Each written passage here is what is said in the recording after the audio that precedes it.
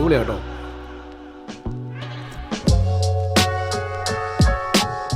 ഓണമൊക്കെ അല്ലേ വരുന്നത്, അപ്പം നമുക്കൊരു വെറൈറ്റി ആയിട്ടൊരു പായസം ഉണ്ടാക്കിയല്ലോ, അതും വളരെ ചിലവ് കുറച്ച്.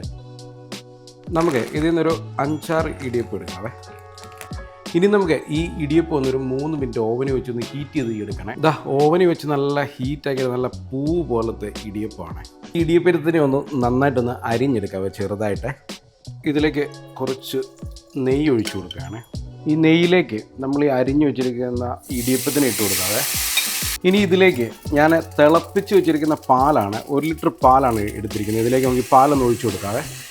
ഇതിലേക്ക് കുറച്ച് പഞ്ചസാര കാരമലൈസ് ചെയ്ത് ഇടുന്നുണ്ട്. അതുകൊണ്ട് ഞാനൊരു 2-2.5 സ്പൂൺ പഞ്ചസാര ഇടുന്നുള്ളേ. ഷുഗർ നന്നായിട്ട് കാരമലൈസ് ആയി വന്നിട്ടുണ്ട്. ഇനി പായസത്തിലേക്ക് കുറച്ച് ഏലക്കാപ്പൊടി ഇടുകയാണ്. ഇനി നമുക്ക് ഈ നെയ്യോടുകൂടി തന്നെ ഈ പായസത്തിലേക്ക് ഈ അണ്ടിപ്പരിപ്പ് മുന്തിരി ഇട്ട് കൊടുക്കാവേ. നമ്മുടെ ഇടിയപ്പം പായസം ഇവിടെ റെഡി ആയിട്ടുണ്ട്. ഓണത്തിന് വളരെ ചിലവ് കുറഞ്ഞു നിങ്ങൾക്ക് ഉണ്ടാക്കാൻ പറ്റിയൊരു പായസമാണ്. അപ്പം നിങ്ങളിത് ട്രൈ ചെയ്ത് നോക്കിയിട്ട് നിങ്ങളുടെ അഭിപ്രായം നമ്മുടെ കമൻറ്റ് ബോക്സിൽ രേഖപ്പെടുത്താൻ മറക്കണ്ട.